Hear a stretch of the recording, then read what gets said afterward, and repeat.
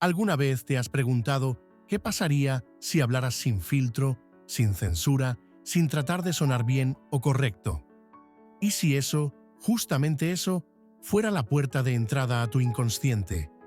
Freud pensó que sí, y a ese acto lo llamó asociación libre. ¿Qué es la asociación libre? Para entender este concepto central en el psicoanálisis, primero hay que ir a sus orígenes. Freud desarrolla la técnica de asociación libre como una evolución de sus trabajos iniciales con Joseph Breuer, en especial del método catártico, donde el paciente relataba experiencias traumáticas bajo hipnosis. Pero Freud pronto se dio cuenta de algo. No necesitaba hipnotizar a sus pacientes para acceder a sus conflictos inconscientes. Bastaba con hacerles una propuesta simple: hablar libremente. En palabras de Freud, se ruega al enfermo que al relatar lo que sabe, se imponga la regla de no excluir ningún pensamiento, aunque le parezca irrelevante, sin sentido o molesto. Sigmund Freud, 1913, sobre la iniciación del tratamiento. Esta es la regla fundamental de la asociación libre: decir todo lo que viene a la mente, sin censura. ¿Cómo funciona la asociación libre? Cuando una persona habla sin restricciones, empieza a emerger un hilo que parece casual, pero que para Freud está lleno de sentido.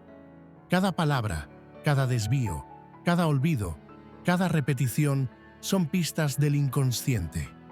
La asociación libre permite que el discurso consciente sea interrumpido, filtrado o desviado por contenidos reprimidos. Freud fue muy claro en esto. Todo acto fallido, toda asociación inesperada, todo desliz es un síntoma, un resto psíquico que testimonia la existencia del inconsciente. Psicopatología de la vida cotidiana, 1901. La tarea del analista, entonces, es escuchar en esas asociaciones lo que el paciente no puede o no quiere decir directamente. Veamos un ejemplo freudiano. La señorita Elisabeth von R. Freud narra el caso de una joven que sufría de dolores en las piernas sin causa física evidente. Durante las sesiones, ella hablaba de su hermana enferma, de su padre fallecido, de su compromiso frustrado. Sin embargo, su relato era discontinuo. Freud le pidió que hablara libremente, sin tratar de ordenar sus ideas.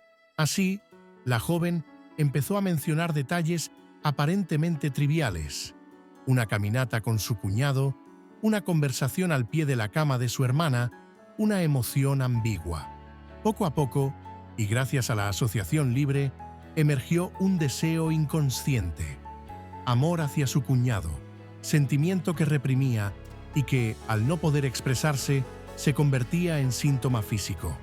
La asociación libre y la resistencia.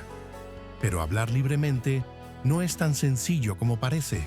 Freud se dio cuenta de que los pacientes resisten esta consigna. A veces se callan, otras cambian de tema, otras dicen: esto no tiene importancia. Y justo ahí es donde el analista debe intervenir, no para juzgar ni corregir, sino para observar el mecanismo de defensa que está en juego. Freud decía en Inhibición, síntoma y angustia que la resistencia se manifiesta siempre en el acto de la asociación libre. La resistencia revela lo que el sujeto quiere evitar y, por tanto, lo que más interesa al análisis. Pero ¿por qué es tan revolucionario este método? Porque Freud desplazó el foco de la veracidad hacia la verdad subjetiva. No importa tanto si lo que se dice es real, en un sentido histórico, sino qué sentido tiene para quien lo dice. Al hablar libremente, uno se encuentra con palabras que parecen propias, pero que no se eligen del todo. Algo habla a través de uno. Eso es el inconsciente. La regla de la asociación libre se convierte en la regla fundamental del psicoanálisis. Freud 1913.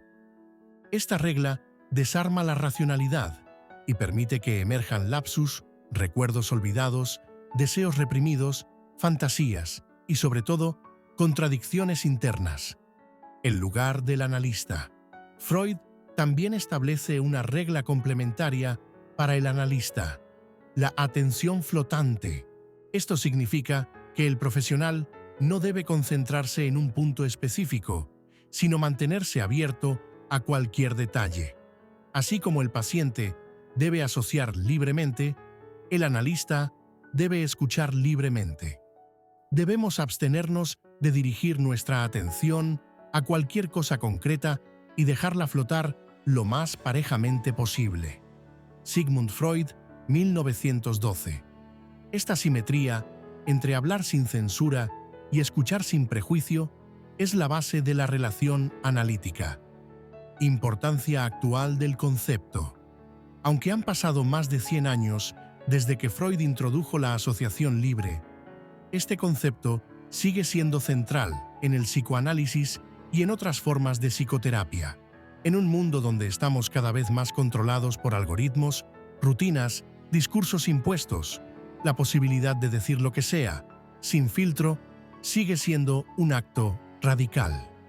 Además, muchos síntomas actuales, como la ansiedad, la somatización o el burnout, pueden encontrar sentido solo cuando se les da voz. Y para eso, nada mejor que un espacio donde la palabra fluya sin dirección aparente, pero con un sentido profundo. La asociación libre, lejos de ser un juego de palabras, es una vía para descubrir lo que nos habita, y también una forma de hablarnos a nosotros mismos de otro modo. Reflexión final. Freud no inventó el inconsciente, pero sí propuso un método para escucharlo. Y ese método empieza con una invitación simple, pero poderosa. Diga usted todo lo que se le ocurra, aunque sea absurdo, aunque no tenga relación con lo que estamos tratando. Así lo proponía Freud en su libro El chiste y su relación con el inconsciente. A veces, al dejar hablar al inconsciente, descubrimos que ya nos estaba hablando desde siempre. Solo hacía falta escucharlo. Si este vídeo te ha resultado interesante, suscríbete al canal y déjame en los comentarios qué otros conceptos del psicoanálisis te gustaría que expongamos. Hasta la próxima.